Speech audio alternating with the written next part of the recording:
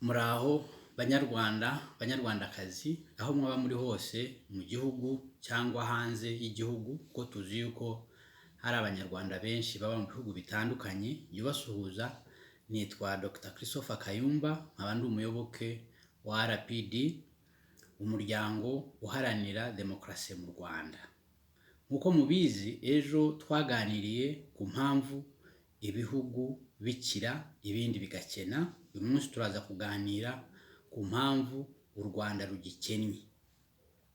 Nkuko twabyibukije ejo, impamvu ibihugu bimwe bikira cyangwa bigakena biterwa ahanini n'imyemerere y'abayobozi b'ibyo bihugu, ideoloji zabo, imyemerere y'abaturage, uburenganzira baha abaturage, kubera yuko imyemerere y'ubuyobozi ni nayo ivamo inzego, ibyo bita mu cyongereza institution. Ushobora gushyiraho institution zituma abenegihugu bose bakura bisanzuye, ariko ushobora no gushyiraho institution zituma abenegihugu batibonamo, zivangura. Binaterwa nkuko twanabibonye n'ubumenyi abenegihugu bahabwa, aho niho hajya uburezi, ubushakashatsi na siyansi, ndetse n'ukuntu abaturage babana, niba bakundana, niba bafatwa kimwe, niba bafite uburenganzira bwo gutekereza ibyo batekereje bakabishyira mu bikorwa. Uyu munsi rero turaza kureba impamvu u Rwanda rugikennye, ndetse n'ukuntu ikibazo cy'ubukire abayobozi bacu babyifashemo imyaka itandukanye, kuva mu gihe cya cyami kugera mu gihe cya repubulika no kugera uyu munsi. Mbere yuko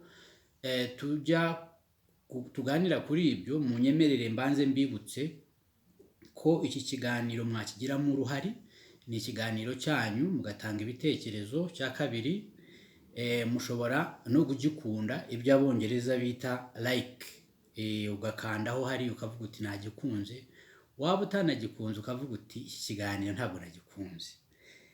Cyanyuma rero ndanabasaba yuko mwakwiyabonesha, ibyo bita mu cyongereza subscription, kugira ngo buri uko tuzadukora ikiganiro kizaze kikugeraho utarinze kujya kugishaka, hatazagira ucikwa.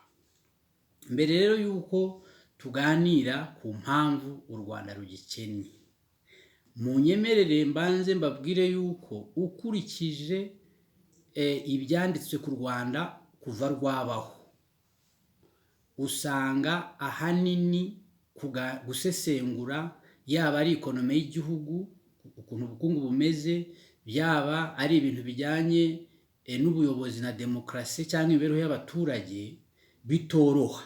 Impamvu bitoroha nenye: iya mbere, hari ikibazo cy'amateka no kutayavugaho rumwe. Abanyarwanda benshi n'abashakashatsi ndetse usanga batayavugaho rumwe.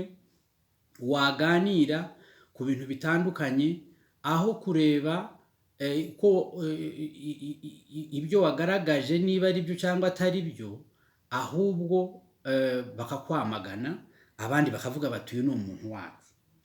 Ibyo biterwa n'uko leta zagiye zisimburana, kuva kuri leta ya cyami kugera kuri leta ya Mbonyumutwa, kugera kuri leta ya Kayibanda, Habyarimana, ndetse n'ubu ngubu.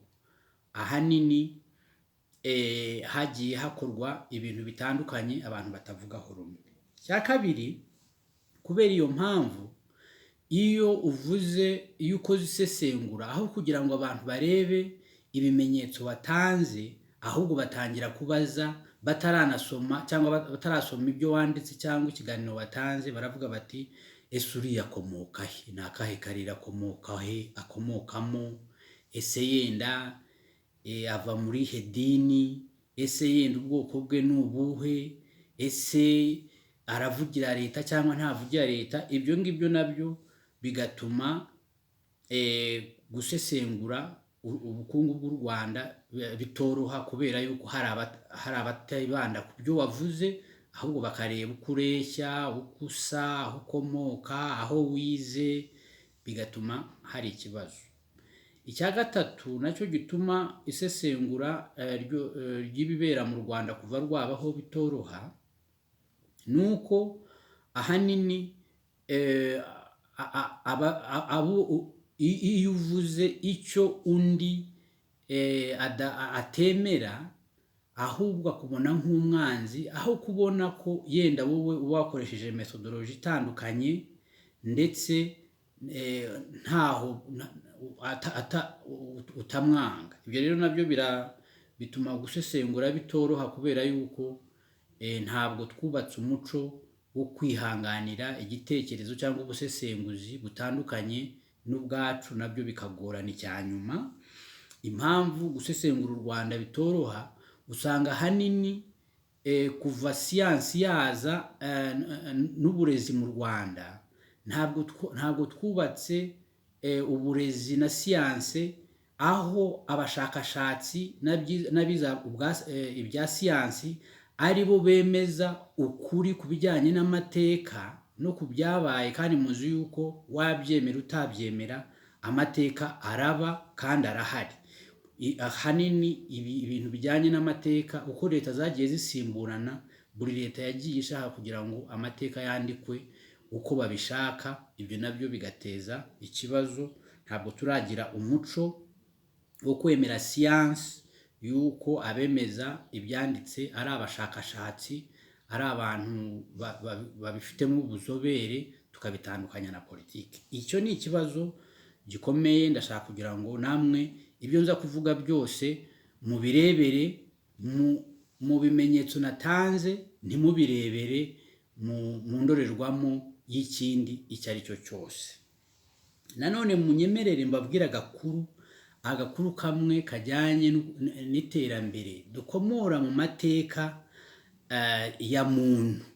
Ako gakuru kajyanye n'impamvu ikiremwa muntu, abantu ari bo bakontorora izindi nyamaswa. Impamvu abantu ari bo bakontorora izindi nyamaswa, umuhanga mu mateka n'ibya siyanse bita Yuval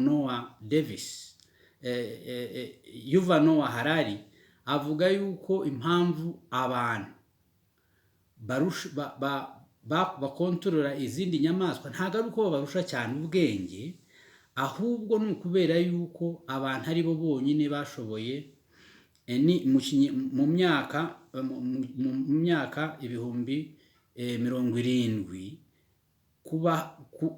kugira ubushobozi bwo kugira ururimi bahuriyeho. Ariko impamvu ururimi rwahinduye ibintu byinshi rugatuma abantu bakontorora isi, ntabwo ari uko gusa muvuga bikumvikana, ahubwo atubwira Harari atubwira yuko ahanini ari uko abantu ari bo bonyine bashobora kukubarira inkuru, bakakubwira inkuru y'ibintu bitabayeho, abantu benshi bakabyemera, kandi bagashingira kuri iyo nkuru babwiranye y'ibintu bitabayeho, ibyo abongereza bita myth, ibintu bitabayeho cyangwa fiction, inkuru y'itabayeho, abantu benshi bakayemera kubera ko bayemeye, bagashyira hamwe bagakora ibintu bihambaye. Kambaho urugero, katurebe nk'inkuru y'uko mu Rwanda mu gihe cya cyami, kugira ngo umwami ngo yavukanaga imbuto. Abantu benshi barabyemeye, abanyarwanda benshi barabyemeye, bituma benshi batagira n'icyo babaza ku mwami, kubera yuko bemeraga yuko yavukanaga imbuto. Ariko ubu ngubu turabizi yuko iyo nkuru ntabwo abami bavukanaga imbuto, ahubwo ni inkuru y'ibintu bitabayeho, bitabagaho, ariko bemeje abantu, bituma bishyira hamwe bose, bemera u Rwanda, bemera ubuyobozi. Kambaye n'urundi rugero, tuvuge nk'Imana, kandi abemera Imana nanjye ndayemera, ariko mumbabarire ntimuze kuvuga ngo nahakanye ubumana, ahubwo umuntu wazanye inkuru y'Imana ndetse n'ijuru, nuko abantu bapfuye bajya mu ijuru, byatumye iyo nkuru, nubwo nta muntu wayibariwe, nubwo idashingiye ku bintu byabayeho, twavuga ko muri siyansi kuko twamenya ko byabayeho, abantu bemeye Imana n'ubu ngubu. Ndetse usanga abantu, nubwo umuntu yaba afite amafaranga makeya, usanga iyo agiye gusenga atanga umusanzu, ndetse batanga n'icya 10. Iyo ubarije n'abantu benshi, hari ukubwira ati nagiye kwa pasiteri ariko ugiye kubera ko ansengera n'iki, iyi modoka nari mfite yenda ngiye kuyimuha kandi akayimuha kubera ko ngo azamusengera akajya mu ijuru. Ariko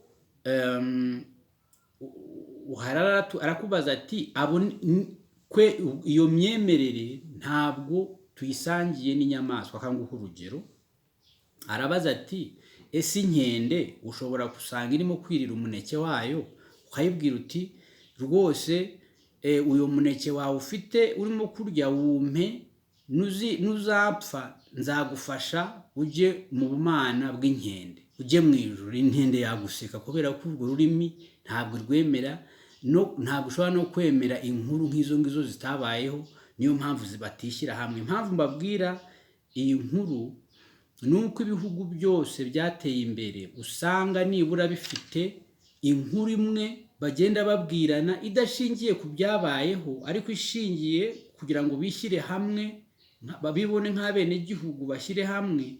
Iyo nkuru ibyo bita myth y'ibintu bitabayeho ariko bihuza abantu, bituma abantu bashyira hamwe, ugasanga yahuje abaturage. Kanguho nanone urugero, nka Amerika, muzi yuko ikintu ahanini kibahuza nuko bibwiye inkuru, bagenda babwirana inkuru yuko ngo Abanyamerika, ngo umuntu ngo avuka areshya n'undi. Ibyo bita ngo all men are created equal, ngo abantu bavuka bareshya. Ese nk'uko mubizi koko abantu bose barareshya, ariko kubera yuko baba bavuga ku miterere y'umuntu, kandi baba ari abakene, baba ari abakire, baba ari abize, baba atari abize, bose bashaka kugira ngo bareshye, iyo nkuru barayemeye bayubakiraho. Ukavuga kuko twese tuvuka tureshya, tugomba no kubaho tureshya. Cyangwa reba nk'Ubufaransa bamaze gutsinda umwami bashyizeho ibyo bita ngo egalite, fraternite, ikarite, kureshya, gufatanya.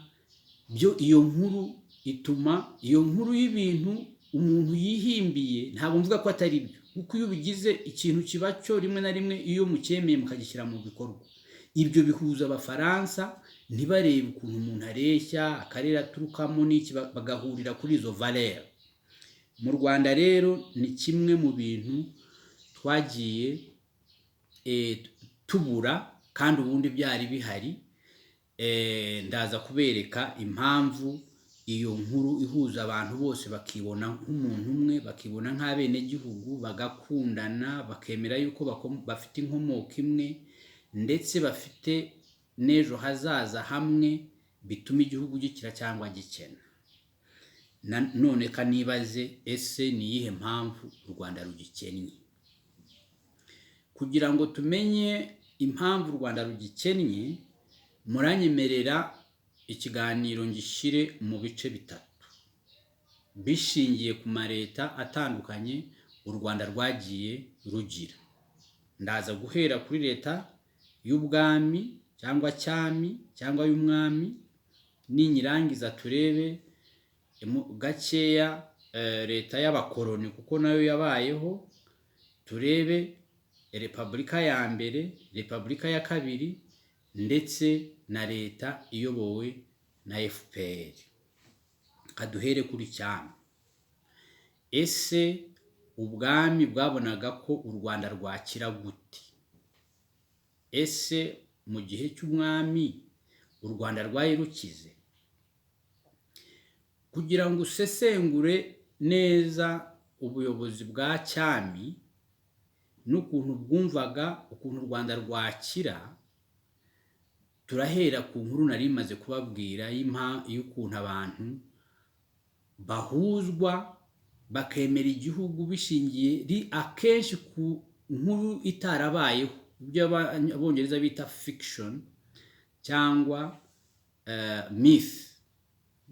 U Rwanda rutangira kubaho, umushakashatsi Padiri Alex Kagame wavuga yuko rwatangiye ahagana mu kinyejana cya 10 cyangwa 11. Hari abandi bavuga ko u Rwanda rwatangiye mu kinyejana cya 15, ariko bose bahuriza ku kintu kimwe, cyuko n'u Rwanda nk'ibindi bihugu byinshi icyabanje guhuza abanyarwanda ari inkuru itarabayeho ariko abanyarwanda benshi b'icyo gihe bayemeye.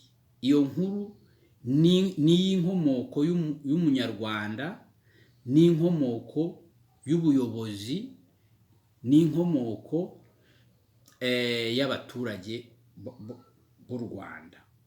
Nivuga yuko ngo abanyarwanda bakomotse kuri Gihanga, ngo hanyuma Gihanga ahanga u Rwanda rw'abanyarwanda bose, hanyuma habaho umunyarwanda wa mbere Kanyarwanda abyara Gahutu, Gatutsi na Gatwa.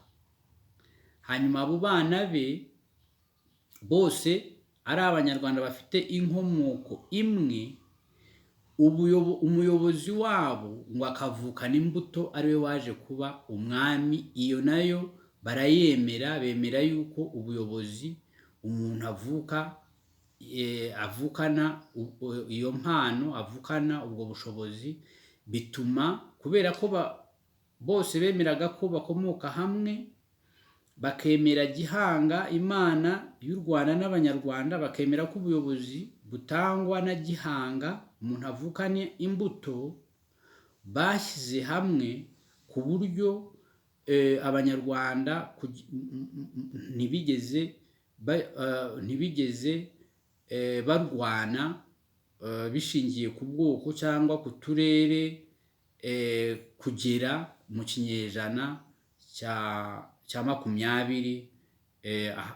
Ubundi ibwami n'abari muyobozi nibo barwaniraga ubwo bwami, yenda kubera yuko bari bazi aho ubutegetsi bukomoka, ariko abaturage ntabwo bigeze basubiranamo ngo barwane kubera ko bari bahuriye ku kintu kimwe.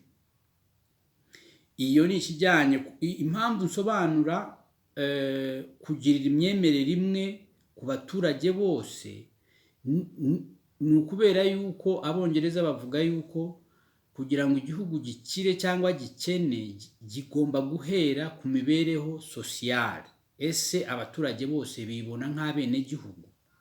Ese bose bafite icyizere cy'ejo hazaza ko bazaba bakora bari hamwe, bareshya, bakundana nk'abantu bakomoka hamwe, cyangwa birirwa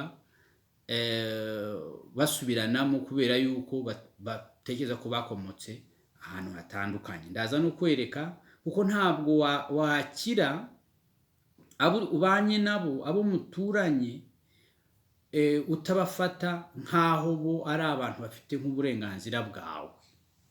Ubwami rero bumaze gushyiraho iyo myumvire y'abanyarwanda bakomoka hamwe, bafite ubuyobozi budashyirwaho nabo, ahubwo bahabwa na rurema n'Imana, umuntu akavukana imbuto, kandi iyo Mana igomba kubahwa n'umwami agomba kubahwa.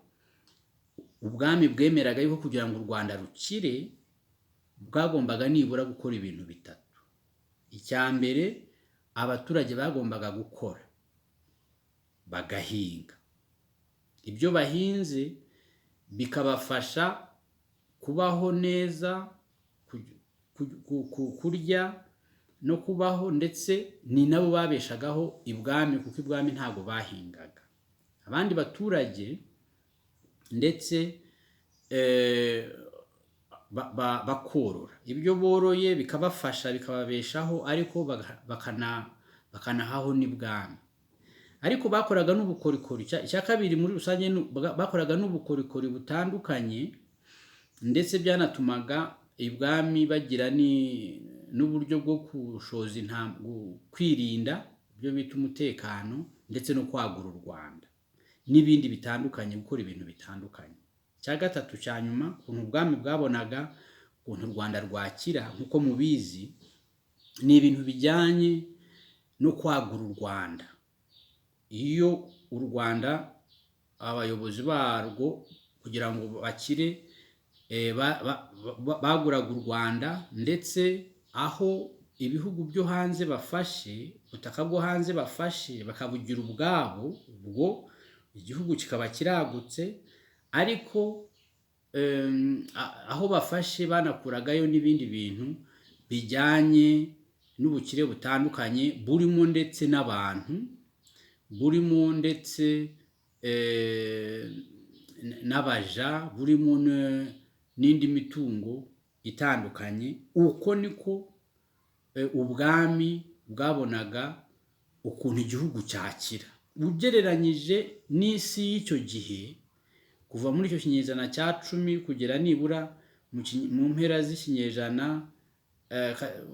hagati mu mpera z'ikinyejana cya 18, u Rwanda ntabwo rwari rutandukanye cyane n'ibindi bihugu duturanye cyangwa ubundi bwami duturanye, ari ubwami bw'Ikaragwe cyangwa muri Ankole cyangwa i Bugande, kubera yuko ubuzima bw'icyo gihe niko bwari buteye.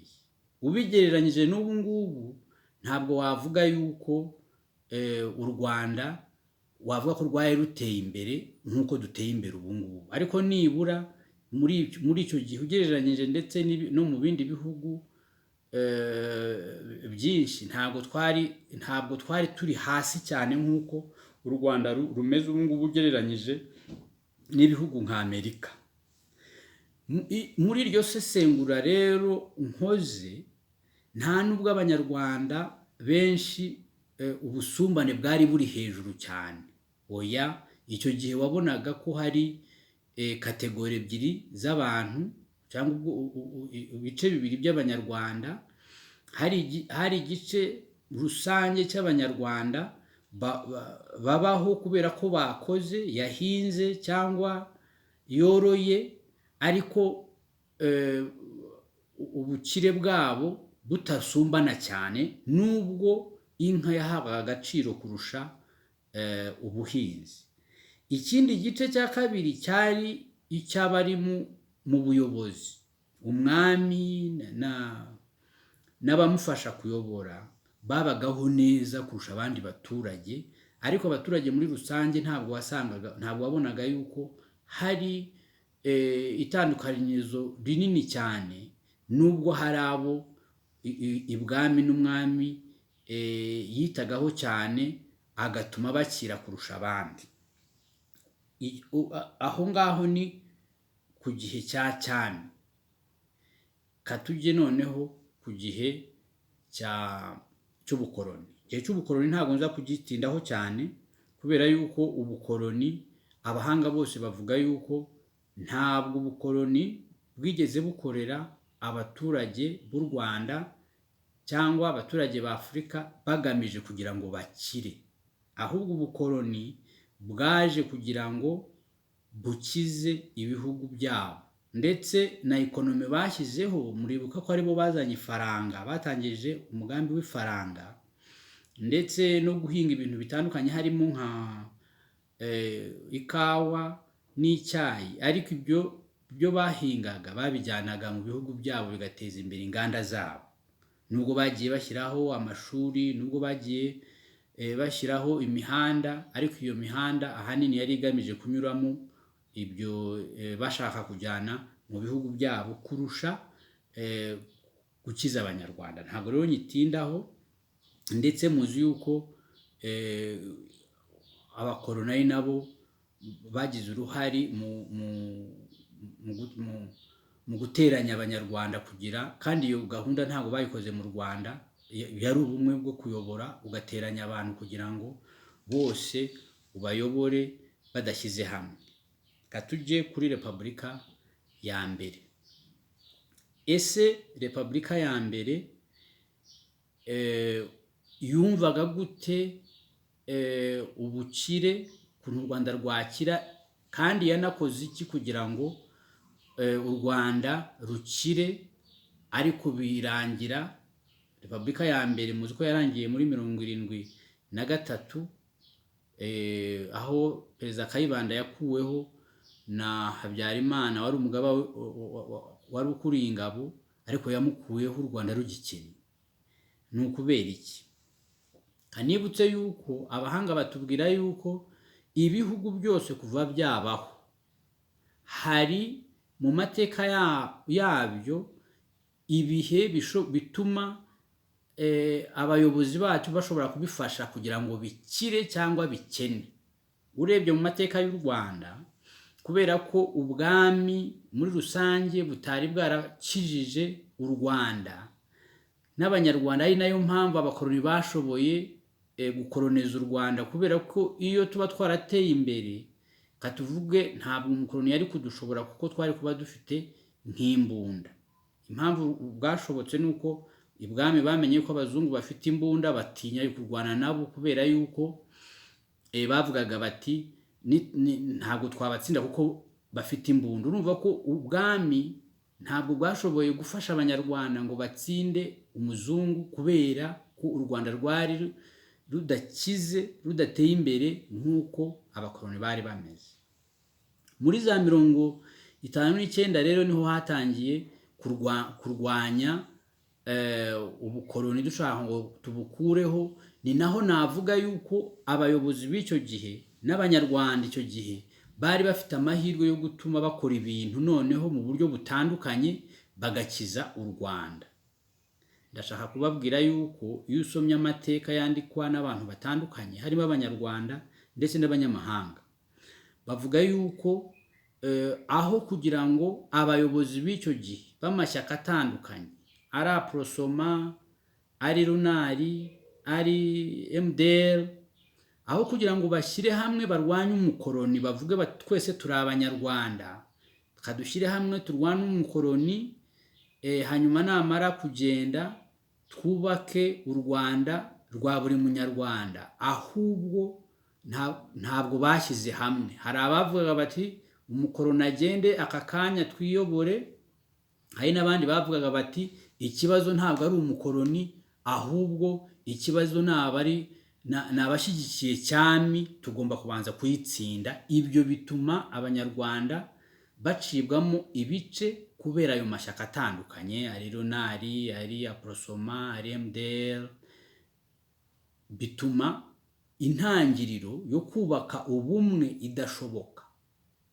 Ndetse iyo politike, kuko amashyaka menshi y'icyo gihe yarashingiye ku myemerere, hari abemera cyami, hari abandi bemera ibintu by'ubwoko, bituma abanyarwanda bacikamo ibice. Kandi nk'uko nababwiye, nta gihugu na kimwe cyari cyatera imbere ngo gikire, ngo abenegihugu babo bakire, abaturage abenegihugu badashyize hamwe, batibona nk'aho bose ari abenegihugu b'icyo gihugu, batibona nk'aho bafite inkomoko imwe, bafite uburenganzira bungana, ndetse bafite n'ejo hazaza hamwe. kuko twabivuze ejo, ibyo byo gushyira hamwe ubumwe, kwizerana, gukundana nk'abenegihugu, kubona ejo hazaza nk'aho muhasangiye, nibyo bituma abenegihugu b'igihugu runaka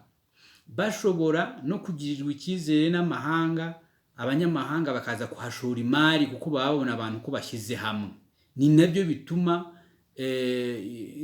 inganda zikura, kubera yuko ziba zifite itangiriro ryiza. Cyo ni icya mbere. Perezida Kayibanda kuba atarashoboye guhuza abanyarwanda bose ngo ababwire ati nubwo dufite ibibazo kuri cyami yenda yayoboye nabi, yaravanguraga, jyewe nk'umuyobozi wanyu ndashaka kugira ngo abanyarwanda twese, umuhutu, umututsi, umutwa, dushyire hamwe, twunge ubumwe, twizerane, dufatanye, twubake igihugu. Ahubwo yarabavanguye, bituma habaho intambara zitandukanye. Kandi n'abahanga batubwira yuko igitandukanya umuyobozi mwiza n'umuyobozi utari mwiza ntabwo ari umwanya gusa barimo, ahubwo ni n'ukuntu afata abo bayoboranye, abenegihugu abakorera. Nibyo bita, kubera yuko ibintu byose biri ku isi bikorwa n'abantu n'abaturage. Ibiro byose urimo, umutungo wa mbere ni uw'abantu mukorana n'abo ukorera. Ushobora rero abo bantu ukorera, abo bantu mukorana, ushobora kubashyiramo kubafata nk'abantu mureshya, ukabafata ukabagirira icyizere, bakakugirira icyizere mu kubaka, ariko ushobora no kubavangura, ukabigisha kuvangura, ukabigisha imyiryane, bigatuma ibyo bakora batagira n'ingufu zo kubikora ngo birambe, bigatuma n'ibintu bigenda nabi.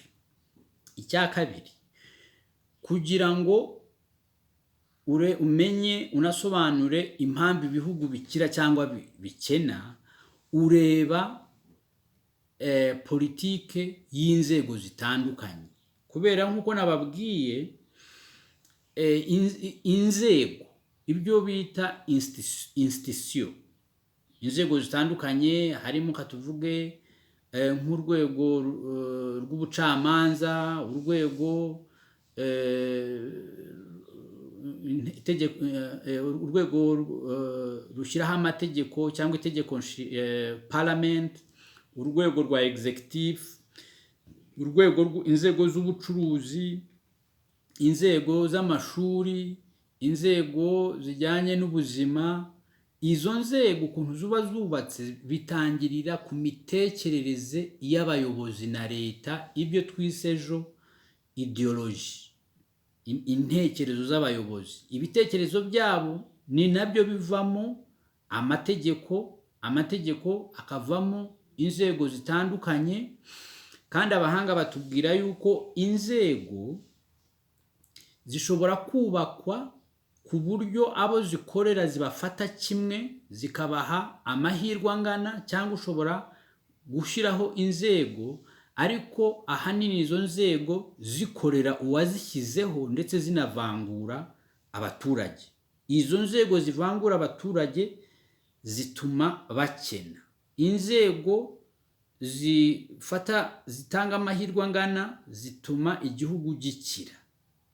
Kayibanda rero icyo yakoze, iyo urebye abahanga basesengura ekonomi y'icyo gihe n'imiyoborere y'icyo gihe, yimakaje, yashyizeho inzego zivangura abanyarwanda ariko n'ahanini zigakorera abari muri leta. Kadutanga urugero, nk'urwego rw'uburezi, abanyarwanda benshi ntabwo bari bemerewe kwiga. Hari hariho ibyo bita isaranganya, mu cyongereza bita quota system, aho bake nibo bari bemerewe kwiga, abandi batemerewe kwiga. kandi nk'uko twabivuze ejo, kugira ngo igihugu gikire kigomba gukizwa n'abenegihugu bihereye ku bumenyi bafite, bihereye kwemera siyansi, ndetse binashingiye kuba benshi barize. Kayibanda rero yashyizeho uburezi